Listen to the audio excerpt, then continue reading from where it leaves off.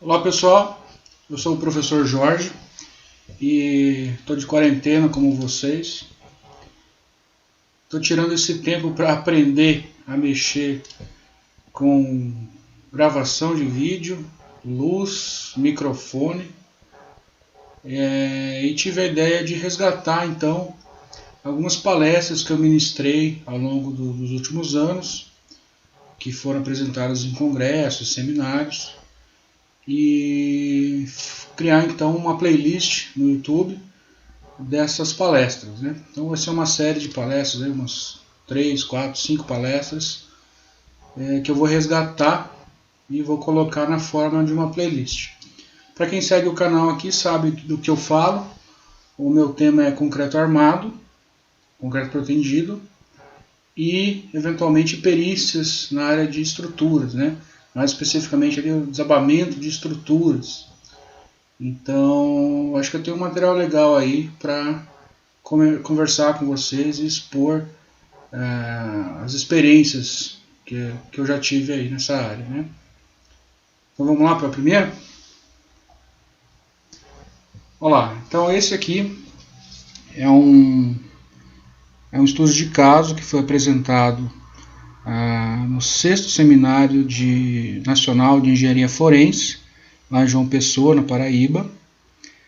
É de minha autoria, né? Eu sou perito criminal e mestre em estruturas, e juntamente com o coautor, que foi meu orientado, Marcelo Mazzucco.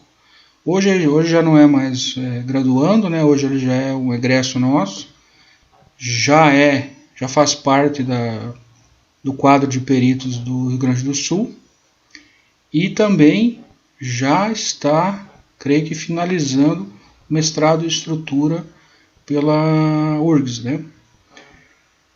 Então vamos lá, esse aí é um estudo de caso, um acidente com vítima fatal envolvendo uma estrutura pré-moldada.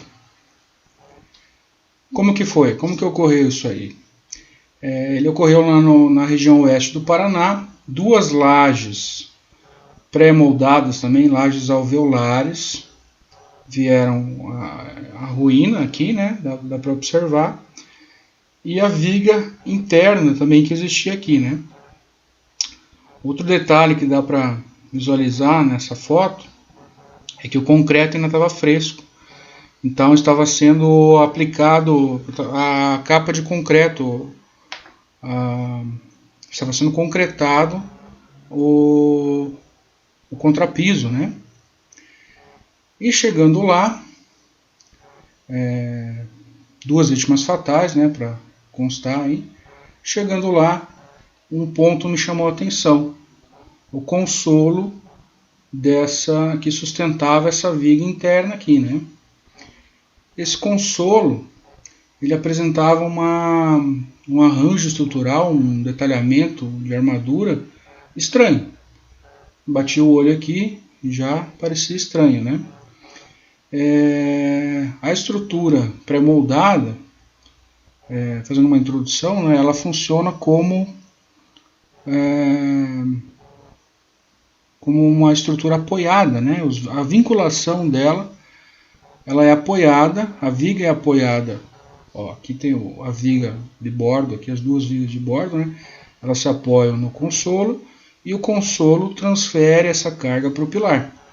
Então essa é a diferença do pré-moldado para o moldado em loco, né? O convencional, que a gente concreta a viga junto com o pilar.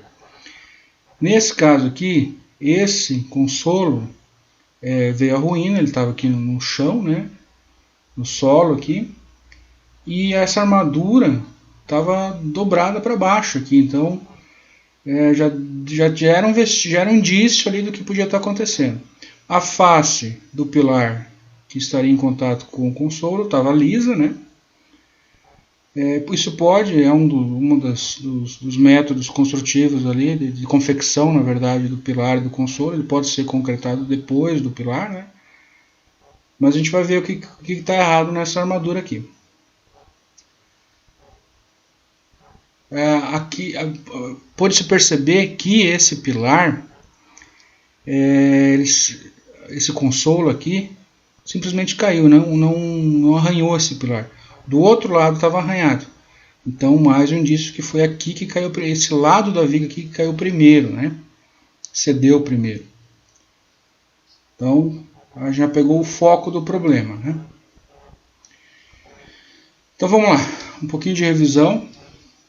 Elemento pré-moldado e pré-fabricado. O pré-moldado, ele é... Eu vou falar, né, sobre pré-moldado e pré-fabricado. Vou falar um pouquinho das ligações entre elementos pré-moldados, que é o consolo. Dentro do consolo, a gente vai definir e ver as características de consolos. Vamos dar uma analisada rapidinho em modos de ruína e nos possíveis modelos de cálculo para o dimensionamento, seja de bielas e tirantes e atrito e cisalhamento. Depois eu vou demonstrar como a gente realizou a confecção do primeiro protótipo para entender o mecanismo de ruptura, para confirmar, né? E depois, para tirar qualquer dúvida, a gente também fez um estudo em modelos reduzidos. Depois a gente analisou esses resultados. Então, bora lá. Diferença entre o elemento pré-moldado e pré-fabricado. Os dois são confeccionados fora do local que eles vão ser utilizados, né? Por exemplo, uma verga, uma contraverga são elementos pré-moldados. Eles são confeccionados fora da posição que serão utilizados, né? Diferente do moldado in loco. Já o pré-fabricado, como o nome diz, ele é um produto industrial, né? Existe uma fábrica, existe um rigor de fabricação por trás. Inclusive, nós podemos diminuir alguns coeficientes de segurança, porque a gente tem um maior controle de qualidade, o concreto é controlado, as formas são mais controladas, né? Geralmente metálicas. O lançamento, o bombeamento, toda a parte que pode ser otimizada pelo fato de ser industrial é melhorado, né? Para a diferença do concreto in loco para o concreto pré-moldado é então a ligação dos elementos, né? A ligação da viga com o pilar. E quem faz essa ligação no pré-moldado é o nosso consolo, né? O consolo então é essa saliência do pilar que recebe a viga e transfere as cargas dessa viga para o pilar. Existem várias alternativas, né, para você criar essa ligação. Normalmente nós temos uns pinos, vai ter um neoprene ali para o contato direto, pode ser feito mediante chapas de aço, né? Você vai travar com a chapa aqui, travar com a chapa aqui, mas o nosso caso é esse aqui, que é de pinos. Então tem um pino na vertical que faz esse travamento aí da viga no consolo.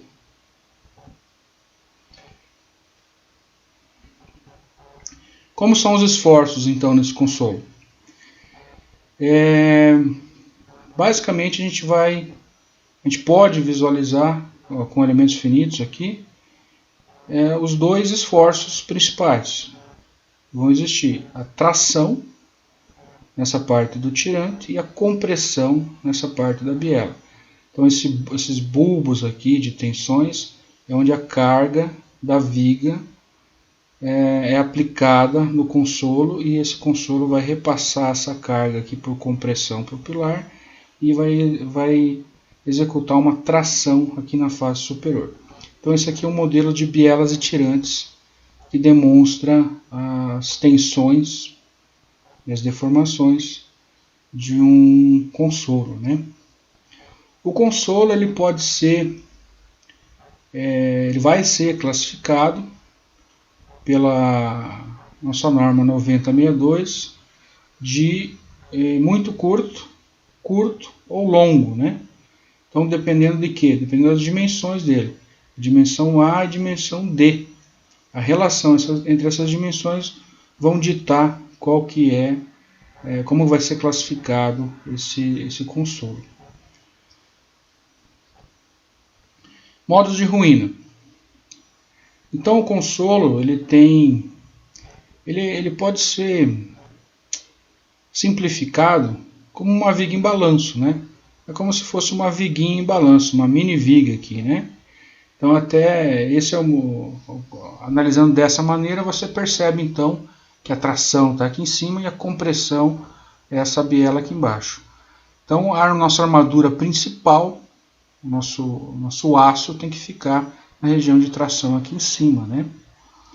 Mas vamos lá para modos de ruína. Ele pode, se tiver uma flexão muito alta, além do previsto, ele pode romper na flexão, então vai ter uma fissura vertical na face aqui com o pilar.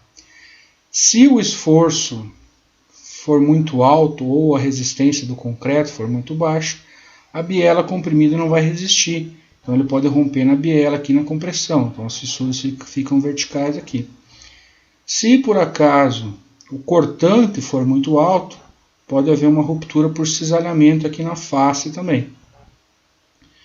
Outro tipo, que até é mais recorrente em consolos, é ele perder essa capa aqui, esse cobrimento de concreto, uma falha de ancoragem, né? Se a transferência da viga for uma área pequena, for muito pontual, pode haver um esmagamento ali no local.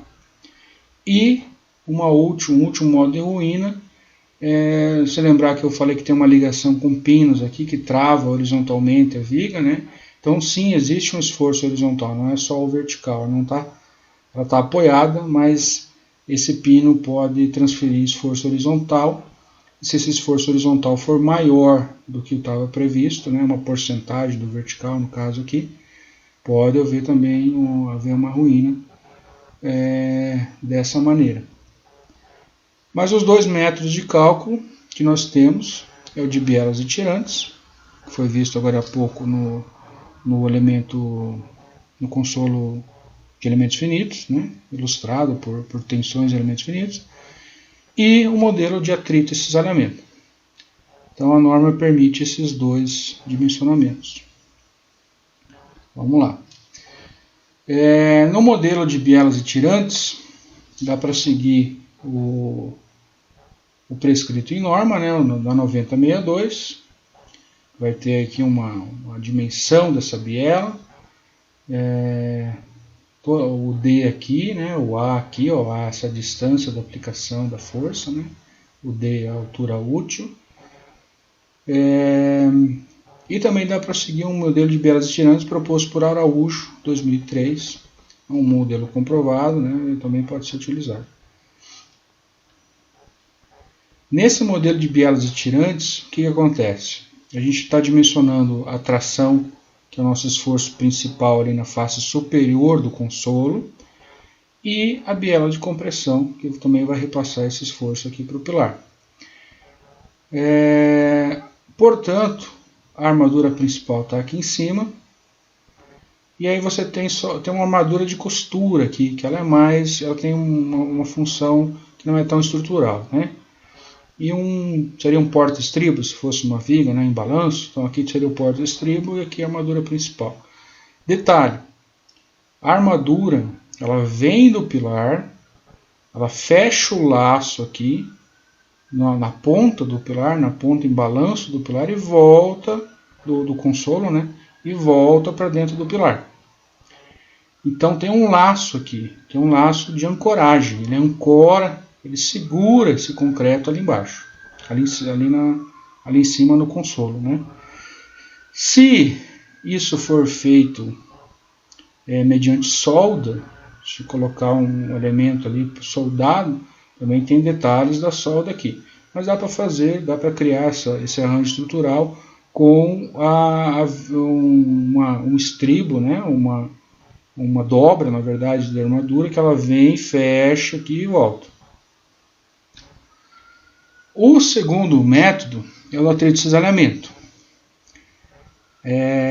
Esse aqui, ele já distribui a armadura, não concentrada lá no topo do consolo, mas distribui ela em várias barras na vertical. Isso foi o que foi visto lá na primeira foto. Vocês lembraram que eu falei lá que tem uma armadura estranha e tal, que as armaduras estavam dispostas verticalmente, assim, eram duas linhas verticais em cada lado, né? Isso é normal, ocorre, dá para distribuir dessa maneira. E aí como calcula? Cada barra vai criar a sua resistência à tração naquela altura D, né? E cada barra vai ter a sua biela, então, comprimida. Então, cada uma das barras é calculada de forma separada, uma das outras. Óbvio que quanto mais baixa tiver a barra aqui, menos efetiva ela vai ser no binário de forças, né? Então, o caso lá, o nosso caso a gente está estudando, a primeira foto, ela seguiu esse método de cálculo, né? O engenheiro estrutural seguiu esse método de cálculo. Então veja ali, ó, essa barra com essa biela, essa barra com essa biela, essa barra com essa biela. Então cada uma das barras vai criar uma resultante e o somatório dessas resultantes vai ser o nosso esforço total, né? Então essa é a forma a segundo método, a segunda opção de cálculo, né, de dimensionamento. Pois bem, nós levantamos lá a carga das lajes, a carga do contrapiso que estava sendo concretado, as dimensões das vigas, dos pilares, e chegamos num valor de carga vertical que estava sendo repassada para o pilar, né, para o consolo no caso. E reproduzimos esse consolo em escala real. Olha aqui o tamanho do bichinho. Aqui foi quase meio cúbico do concreto, né? A gente criou um bloco na base dele. Aí essas barras aqui estão simulando as barras do pilar. E a armadura do estribo está aqui, portanto. Só que olha o detalhe, ó, o laço está dentro do pilar. E o vão aberto ficou aqui no consolo. Essa é a reprodução que lembra dessas barras aqui, ó, aqui estão bem evidentes essas barras aqui, lá na primeira foto, né? Então o laço da armadura, a ancoragem do consolo ficou para o lado de dentro do pilar. Esse é o erro que a gente está reproduzindo aqui. Então o pilar foi criado em escala real, né? Extremamente pesado aqui, colocamos um caranguejo aqui para levantar com a ponte rolante e fomos testar esse bichinho aqui. Jogamos ele lá numa mesa de reação, colocamos 3 pistões, ó, 3 pistões aqui em cima, 2 células de carga e testamos, utilizamos alguns trilhos, né, para distribuir essa carga. E a nossa estimativa foi que ele rompesse em 19 toneladas, que era o nosso levantamento no local. E não deu outro, rompeu em 19 toneladas. O modo de ruptura mesclou então o cisalhamento com o fendilhamento. Então ele deslocou um pouquinho aqui no vertical e o fendilhamento das bielas, né? Veja o detalhe aqui o cobrimento lateral, ele cai, ele vai embora, né? Muito antes até dos esforços das bielas romperem, fendilharem, né? E comprovamos então que o modo de ruptura foi dessa maneira. Não contente, a gente simulou os corpos de prova em modelo reduzido, né? Mas vamos voltar aqui, ó, na carga. Esse modelo em escala real, a gente foi aplicando essa carga aos poucos, né? Carga versus tempo aqui nesse gráfico. Ele foi aplicando de algumas centenas de quilos aos poucos, né? Até chegar nas nossas 19 toneladas. Quando ele rompeu brusco. E aqui está o problema. Esse aqui é o problema. É o modo de ruína que ocorreu. A gente projeta as estruturas para, se numa eventualidade a carga de projeto for ultrapassada, e os coeficientes de segurança também foram todos ultrapassados, que pelo menos ela rompa de uma forma dúctil, né? Nesse caso não teve essa ruptura dúctil, ela foi brusca, ela foi abrupta, né? Ou ruptura frágil, que a gente chama. Ela mantém um pouquinho de resistência aqui, é um rearranjo ali das armaduras, depois ele cai totalmente também, né? Mas essa ruptura brusca aqui que é o problema. Então, como eu disse, não contente, ainda com esse modelo, esse piloto aí, escala real, nós criamos então 3 outros protótipos, o corpus de prova, que a gente está chamando aqui, em miniatura, né? Para ter um pouco mais de dados. Então, o primeiro foi com o dimensionamento de atrito e cisalhamento e o laço invertido. Ó, o laço está na face interna aqui do pilar, e aqui elas estão sem o laço, sem ancoragem, então no consolo. O segundo tipo é atrito e cisalhamento, mas com o laço correto. Ó, a ancoragem está aqui, o laço está do lado de fora do consolo, então funcionando a ancoragem, e a parte aberta ficou aqui dentro. E o terceiro, pelo modelo de bielas e tirantes, então que ele concentra a armadura a tração ali no topo. Essas duas armaduras aqui seriam só um armador de costura, né? Só para confeccionar então esse consolo. Para cada um desses a gente fez um par, né? Então tem o par AB aqui no tipo 1, par AB no tipo 2 e tem um par AB no tipo 3. Vamos lá, de novo, levamos para a mesa de reação, 2 pistões com célula de carga, um trilho aqui para distribuir a carga. Esse aqui no caso é o corpo de prova 1B. Então esse aqui, o corpo de prova 1, ele é aquele com laço invertido, é o que está com o detalhamento errado, né, errôneo. E aplicamos a carga de projeto era de 5 toneladas, né? Então aplicamos a carga no gêmeo A e no gêmeo B. A carga de projeto de 5 toneladas, ele resistiu, fomos aplicando a carga aqui no tempo, né?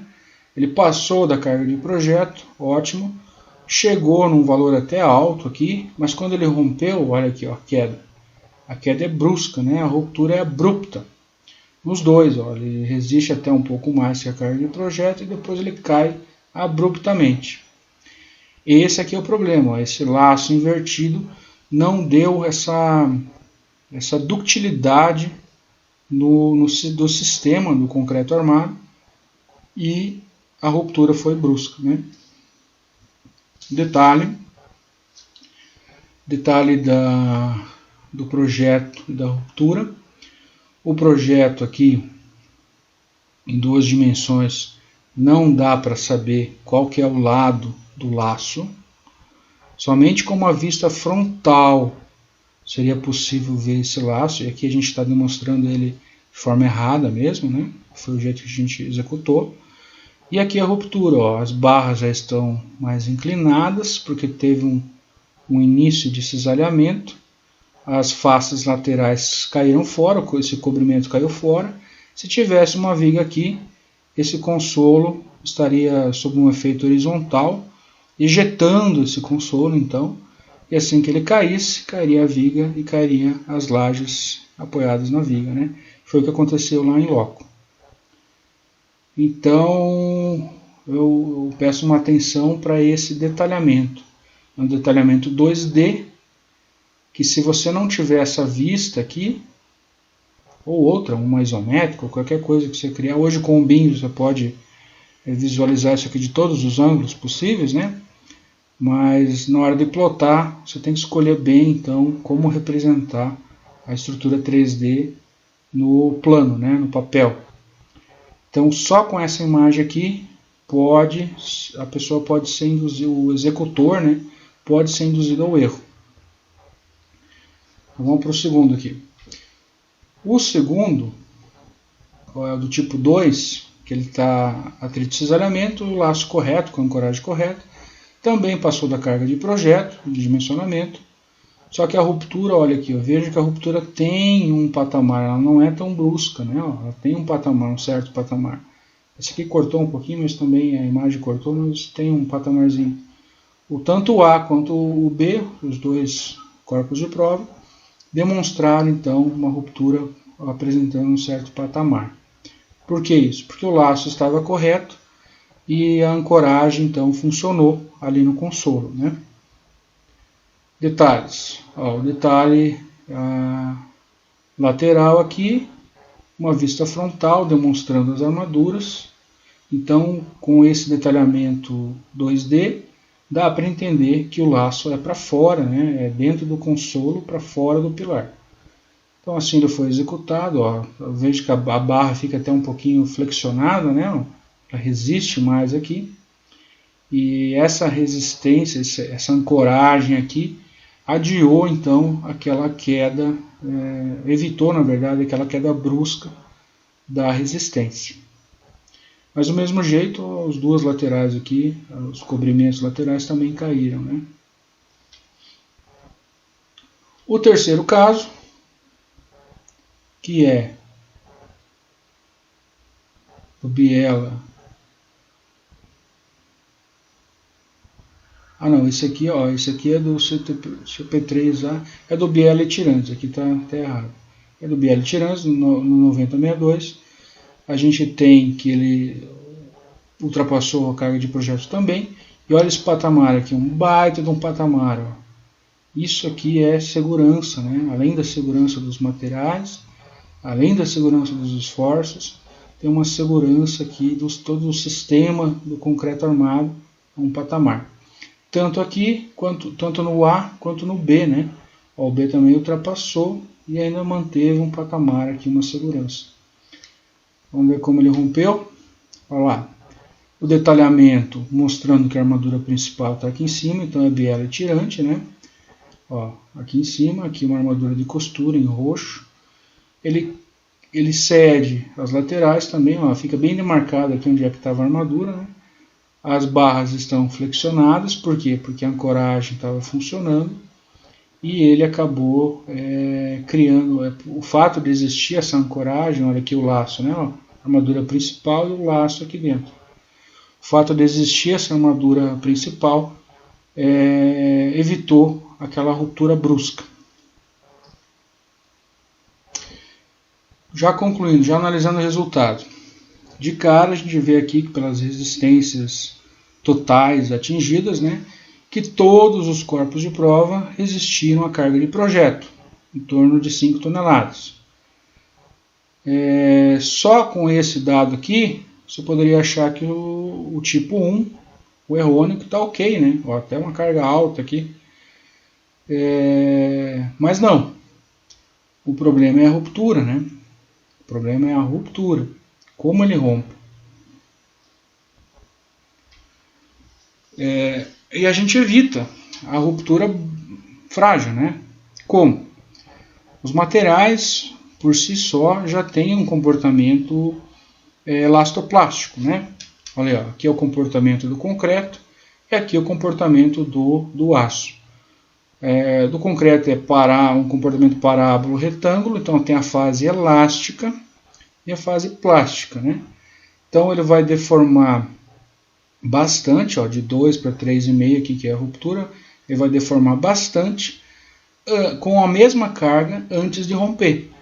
Isso é bom, isso é ductilidade. Então ele vai demonstrar que ele está sofrendo antes de romper. O aço, da mesma maneira, é um gráfico bilinear.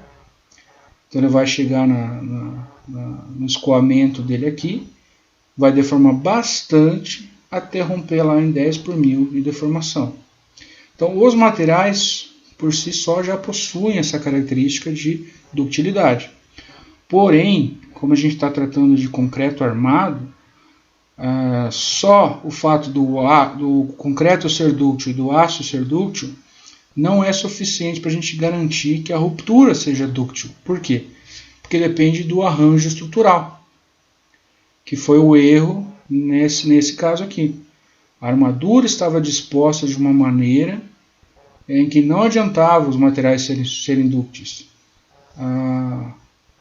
Olha aí, ó. A ruptura do corpo de prova 1, que é o laço invertido, errado. A ruptura do corpo de prova 2, que é o laço correto. Os dois são atrito e cisalhamento. E a ruptura do corpo de prova 3, que é por biela tirante, onde o aço está concentrado lá na tração, lá em cima, né? Vamos lá. O verde e o azul. Então, todos passaram de 5 toneladas. E o verde e o azul, olha aqui o patamar. Ó. Ele sobe, ele vem quase horizontal aqui. E depois ainda ganha uma certa resistência. Né? Ó, aqui já é um gráfico de carga e deformação, né? Não é mais carga-tempo. Ele ainda ganha um acréscimo ele continua deformando mais, né?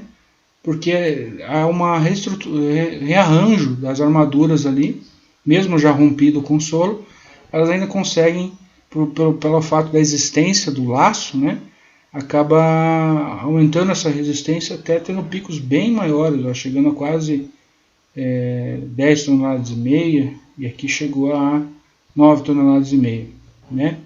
Então teria uma queda ali, um movimento da estrutura, mas ela ainda aguentaria bastante carga até romper totalmente, né? Ruir, né? Opa.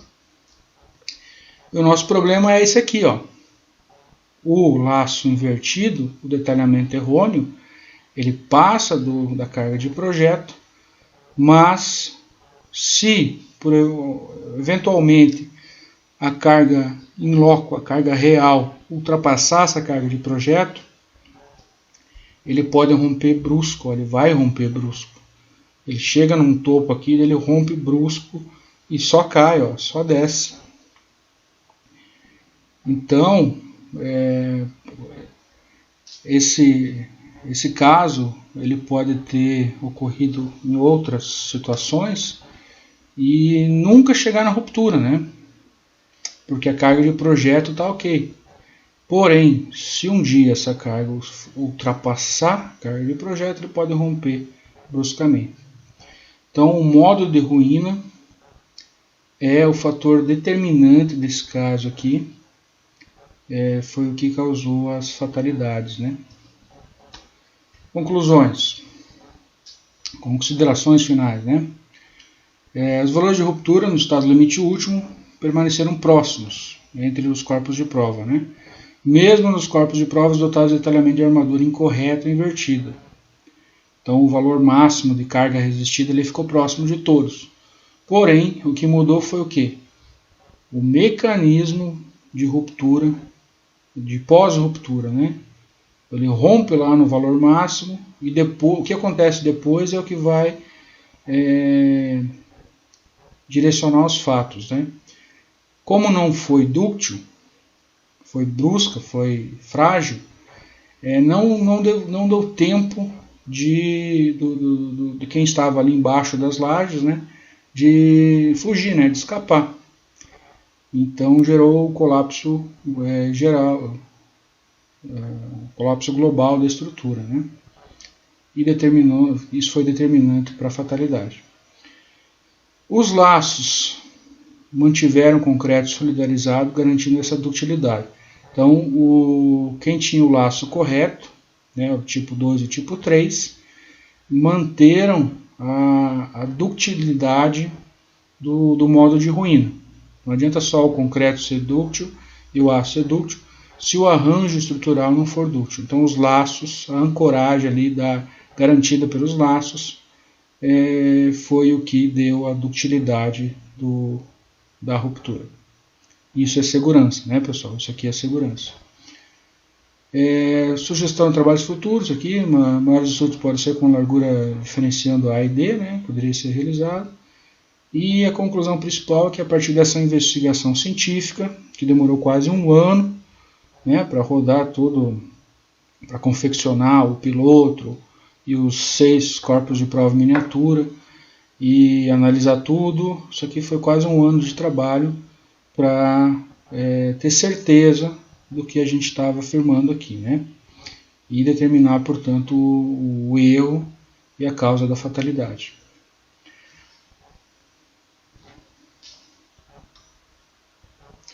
Bem, espero que vocês tenham gostado, né? Esse aqui é a primeira palestra que eu estou resgatando de anos passados. Vou postando assim que eu conseguir gravar, né? Agora estou com um certo tempo nessa quarentena. Então, um abraço para vocês, obrigado por terem ficado aqui e espero no próximo vídeo, né?